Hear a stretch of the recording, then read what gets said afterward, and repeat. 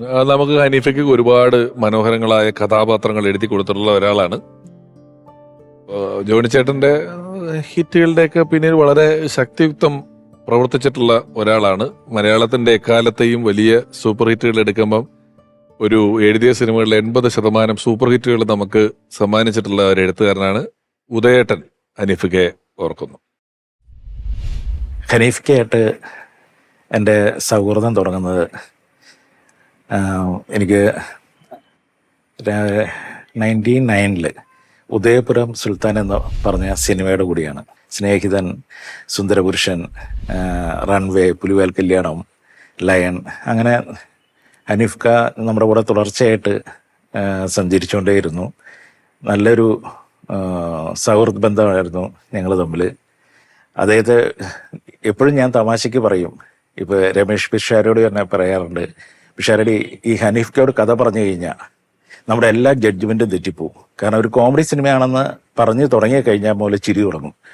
ആ ചിരി തിയേറ്ററിൽ കിട്ടുന്ന കരുതി നമ്മളിങ്ങനെ പറഞ്ഞുകൊണ്ടിരിക്കുക. ഹനീഫ്ക അത് ഭയങ്കരമായിട്ട് എൻജോയ് ചെയ്ത് ആസ്വദിച്ച് ആ ക്യാരക്ടറൊക്കെ ഉൾക്കൊണ്ട് വന്നാണ് സിനിമ ചെയ്യണത്. അപ്പോൾ ഒരു നമ്മുടെ ജഡ്ജ്മെൻറ്റ് നമ്മൾ പിടിച്ചു നിൽക്കണം എന്ന് ഞാൻ എപ്പോഴും പുള്ളിയോട് പറയാറുണ്ട്. എത്ര തിരക്കുള്ള സമയത്താണെങ്കിലും തമിഴിലും ഒക്കെ ബിസി ആയിരിക്കുന്ന സമയത്താണെങ്കിലും ഹനീഫ്ക ഒന്ന് വന്ന് സഹകരിക്കാവോ നമ്മുടെ പടത്തിൽ ഒരു റോളിന് വേണ്ടിയിട്ട് എന്ന് ചോദിക്കും. എന്നാലും പുള്ളി പറയും, നിൻ്റെയൊക്കെ പടത്തിൽ വന്നു കഴിഞ്ഞാൽ 10-50 ദിവസം ഞാൻ തുടർച്ചയായിട്ട് ഡേറ്റ് തരേണ്ടി വരില്ലേ എന്ന് ചോദിക്കും. അങ്ങനെ ഹനീഫ്ക വന്ന് ഒരു പടത്തിൽ അഭിനയിച്ചു തുടങ്ങിയിട്ട് 100 ദിവസത്തെ ഡേറ്റ് തന്ന പടമാണ് CID മൂസ. അദ്ദേഹത്തിനോട് ലാസ്റ്റ് പറയും, നിങ്ങളുടെ സേവനം ഈ സിനിമയിൽ അവസാനിച്ചിരിക്കുന്നു എന്നും പറഞ്ഞുകൊണ്ട് സലീം കുമാർ ഒരു കോമഡി ഉണ്ടാക്കി പറഞ്ഞ് ഇപ്പോഴും എനിക്ക് ഓർമ്മയുണ്ട്. ഹനീഫ്ക അന്ന് അത് കേട്ടപ്പോഴും പൊട്ടിച്ചിരിച്ചുകൊണ്ടിരിക്കുകയായിരുന്നു. കാരണം ഒരിക്കലും ഒരു മുഷിപ്പ് ഉണ്ടാക്കിയിട്ടില്ല, ഒരു സെറ്റിലോ കാര്യങ്ങളിലോ ഒന്നും ഒരു മുഷിപ്പില്ല. അതുപോലെ പുലിവാൽ കല്യാണം എനിക്ക് ഏറ്റവും ഇഷ്ടപ്പെട്ട എൻ്റെ കഥാപാത്രങ്ങളിൽ, ഇപ്പം ഞാനും സിബിയും ചേർന്ന് എഴുതിയ സിനിമയാണ് അത്. ഷാഫി ഡയറക്റ്റ് ചെയ്ത സിനിമയാണ്. അതിനകത്ത് ധർമ്മേന്ദ്ര എന്ന് പറഞ്ഞ ഒരു കഥാപാത്രം പുള്ളി ഭംഗിയായിട്ട് അവതരിപ്പിച്ചു. അതൊക്കെ അദ്ദേഹത്തിൻ്റെ കൂടെ വർക്ക് ചെയ്യാൻ സാധിച്ചാൽ ഏറ്റവും നല്ല കഥാപാത്രങ്ങൾ അതൊക്കെയാണെന്നാണ് എൻ്റെ വിശ്വാസം.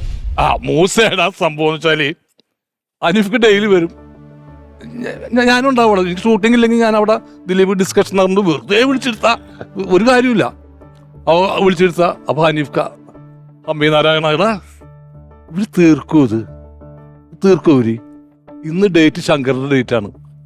ഡെയിലി വന്നിട്ട് ശങ്കരൻ ഡേറ്റ് ആണ് പറയും. അപ്പൊ ഞാൻ ചോദിച്ചു, അനീഫ്ക ഈ പടത്തിന് ഒരു ഡേറ്റും ഇല്ലേ, എന്തെങ്കിലും ഡേറ്റ് ഉള്ളത് പറ.